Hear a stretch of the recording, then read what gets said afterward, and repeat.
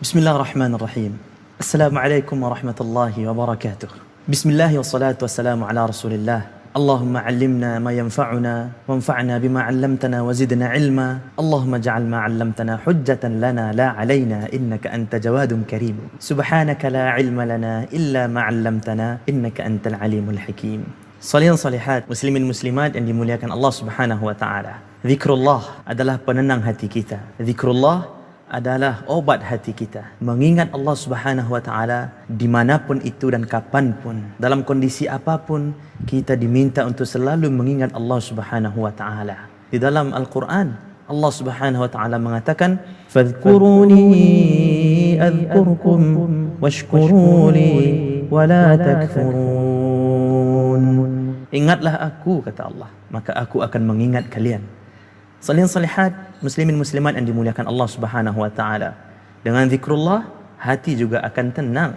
Segala kegundahan, kegalauan, kebingungan akan diangkat oleh Allah dengan zikrullah, mengingat Allah Subhanahu wa taala.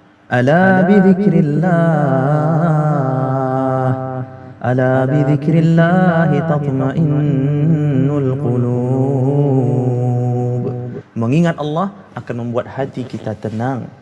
Masalah akan pergi, himpitan-himpitan akan diangkat oleh Allah Subhanahu wa taala. Nah, salihin salihat yang dimuliakan Allah, dalam kesempatan yang berbahagia ini, insya-Allah ada 5 kalimat-kalimat zikir yang ringan untuk diucapkan tetapi pahalanya besar. Tujuannya adalah agar kita terbiasa mengulang-ulang zikir-zikir ini dimanapun keberadaan kita. Kita cari, kita kumpulkan zikir yang ringan untuk dibaca, bahkan ringan untuk dihafal, tetapi pahalanya besar di sisi Allah Subhanahu wa taala. Pada kesempatan ini akan ada 5 zikir yang kita akan bahas. Yang pertama, salihin salihat yang dimuliakan Allah, muslimin muslimat yang berbahagia. Zikir yang ringan di lisan kita tetapi berat di timbangan Allah adalah subhanallahi wa bihamdi subhanallahil azim. Subhanallahi wa bihamdi Subhanallahil azim.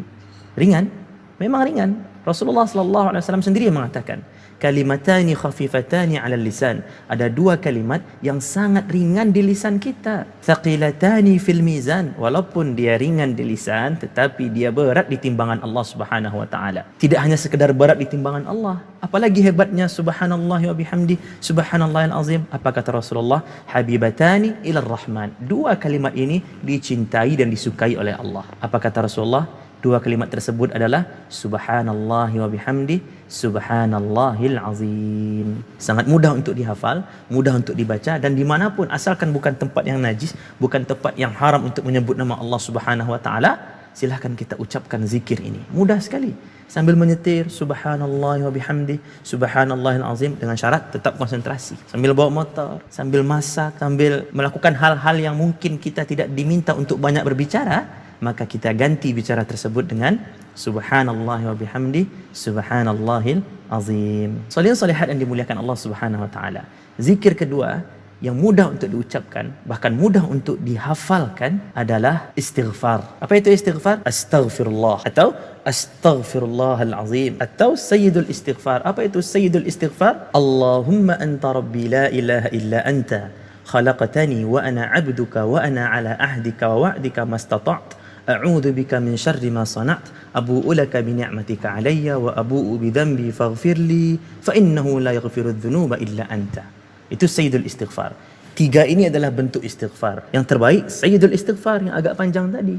Yang kedua astaghfirullahal azim. Yang ketiga astaghfirullah. Yang tidak boleh dan tidak ada adalah astaga. Itu tidak ada. Jadi astaga bukan bagian dari istighfar. Maka kalau kita terbiasa mengucapkan astaga, ganti dengan astaghfirullah atau disambung astaghfirullahal azim. Salihin salihan yang dimuliakan Allah, Rasulullah sallallahu alaihi wasallam bersabda, "Man akthara min al-istighfar, ja'ala Allahu lahu min kulli hammin faraja wa min kulli dhiqin makhraja wa razaqahu min haitsu la yahtasib." Kata Rasulullah, barang siapa yang senantiasa memperbanyak kalimat astaghfirullah, astaghfirullah, astaghfirullah, maka Allah akan berikan kepadanya 3 kebaikan yang dahsyat. Yang pertama, min kulli hammin faraja. Dari setiap himpitan, dari setiap kegalauan Allah berikan ketenangan, Allah berikan solusi. Wa min kulli dhiqin makhraja. Dan dari setiap kesempitan hidup Allah berikan jalan keluar. Wa razaqahu min haitsu la yahtasib. Orang-orang yang senantiasa beristighfar kepada Allah, Allah janjikan rezeki dari pintu yang tak pernah ia duga. Salihin salihat yang dimuliakan Allah. Nabi Muhammad sallallahu alaihi wasallam diriwayatkan beliau beristighfar 70 sampai 100 kali dalam sehari.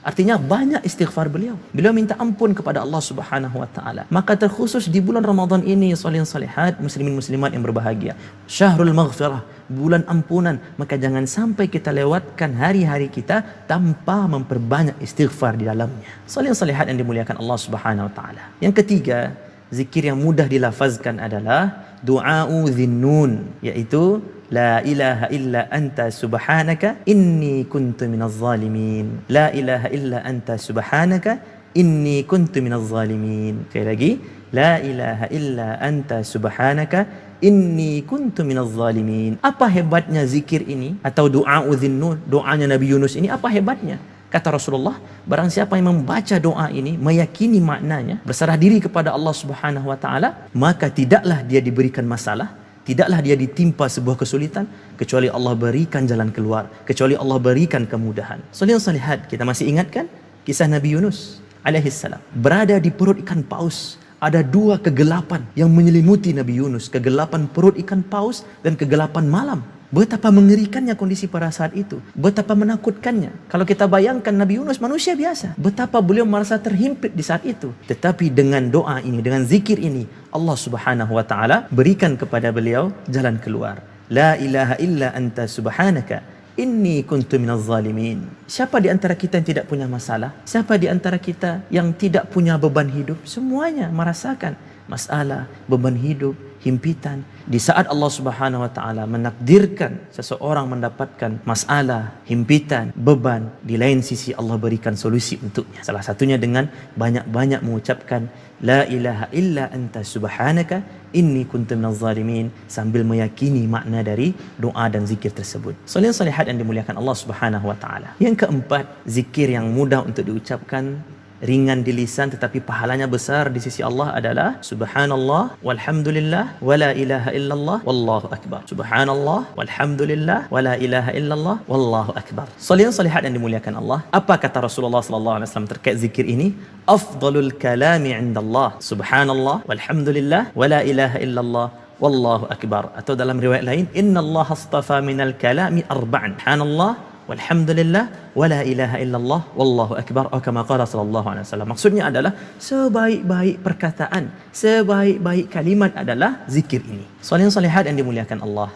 Yang terakhir, yang kelima, zikir yang ringan untuk dilafazkan tetapi pahalanya besar di sisi Allah, pahalanya berat di sisi Allah adalah subhanallahi wa bihamdi adada khalqih wa ridha nafsih wa zinata arsyih wa midada kalimatih. Boleh kita ucapkan sama-sama? Subhanallahi wa bihamdi adada khalqih wa ridha nafsih wa zinata arsyih wa midada kalimati. Salihin salihat yang dimuliakan Allah Subhanahu wa taala, suatu ketika Rasulullah sallallahu alaihi wasallam mendapati salah satu isteri beliau iaitu Ibunda Juwairiyah sedang khusyuk berzikir. Kemudian Rasulullah keluar rumah. Selang beberapa waktu Rasulullah sallallahu alaihi wasallam kembali ke rumah dan masih mendapati Ibunda Juwairiyah dalam zikirnya. Waktu yang lama, zikir yang panjang. Kemudian salihin salihat dimuliakan Allah. Apa kata Rasulullah? Maukah kamu aku tunjukkan zikir yang kalau kamu baca zikir tersebut maka akan mengalahkan pahala zikir sepanjang dan selama yang telah kau lakukan tadi. Apa zikirnya? Subhanallah wa bihamdi adada khalqi wa ridha nafsi wa zinata arshi wa midada kalimati. Salihin salihat yang dimuliakan Allah. Sebenarnya banyak lagi zikir-zikir yang singkat dan padat pahala, zikir-zikir yang ringan dan berat pahala. Tetapi kerana keterbatasan ilmu dan waktu, kita kumpulkan 5 zikir ini. Dan ini termasuk zikir yang masyhur, zikir yang tidak asing di telinga kita. Maka tidak masalah kita pilih salah satu zikir ini dan kita jadikan wirid harian kita. Setiap hari, setiap saat kita baca. Dan semoga Allah Subhanahu Wa Taala menjadikan kita ahli zikr, orang-orang yang selalu mengingat Allah. Dan kita harap di saat kita selalu mengingat Allah, Allah pun senantiasa mengingat kita sebagaimana janji Allah Subhanahu wa taala. Salihin salihat yang dimuliakan Allah, sebelum kita tutup kita ulangi lagi 5 zikir yang telah kita bahas tadi. Subhanallah wa bihamdih subhanallahil azim, kemudian astaghfirullah atau astaghfirullahal azim, kemudian la ilaha illa anta subhanaka inni kuntu minaz zalimin, kemudian subhanallah walhamdulillah wala ilaha illallah wallahu akbar. Yang terakhir, subhanallah wa bihamdi adada khalqih wa ridha nafsih wa zinata arsyihi wa midada kalimati. Salihin salihat, demikian yang dapat kami sampaikan. Semoga bermanfaat. Banyak maaf, astaghfirullah, astaghfirullah, astaghfirullah. Assalamualaikum warahmatullahi wabarakatuh.